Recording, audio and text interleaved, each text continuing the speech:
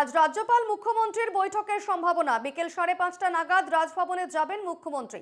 উপাচার্য নিয়োগ সহ বেশ কিছু ইস্যুতে তাদের আলোচনা হওয়ার সম্ভাবনা রয়েছে, এমনটাই খবর নবান্ন সূত্রে। বিস্তারিত জানবো, আমাদের সঙ্গে টেলিফোনে রয়েছেন প্রতিনিধি দীপঙ্কর মণ্ডল। দীপঙ্কর, আজ রাজ্যপাল মুখ্যমন্ত্রীর বৈঠকের সম্ভাবনা রয়েছে, মূলত কি কি আলোচনা হতে পারে এই বিষয়ে কি জানা যাচ্ছে? দেখো, 5:30 নাগাদ মুখ্যমন্ত্রী মমতা বন্দ্যোপাধ্যায় রাজভবনে যাবেন এটা জানা যাচ্ছে। মুখ্যমন্ত্রীর সঙ্গে এর আগে কয়েকদিন আগে দেখা হয়েছিল বিধানসভায়। রাজ্যপাল 6 জন বিধায়ককে শপথ বাক্য পাঠ করিয়েছিলেন এবং সেখানে কিন্তু সৌহার্দ্য বিনিময় হয়েছিল।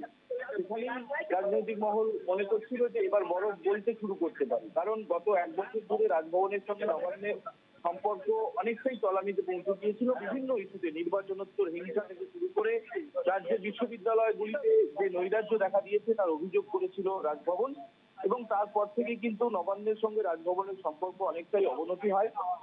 গত 23শে নভেম্বর রাজ্যপাল সিডনি আনন্দ বোসের 2 বছর পূর্তি অনুষ্ঠানে রাজ্যপাল নিজেই জানিয়েছিলেন যে গত 1 বছর ধরে রাজ্যের সঙ্গে তার সম্পর্ক ভালো নয়, এবং সেই অবস্থা কাটানোর জন্য কিন্তু পদক্ষেপ করছিল রাজভবন।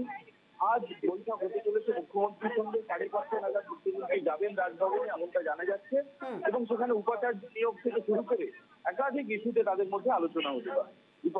বেশ, অবশ্যই এই বৈঠকে আমাদের নজর থাকবে। আপাতত ধন্যবাদ দীপঙ্কর।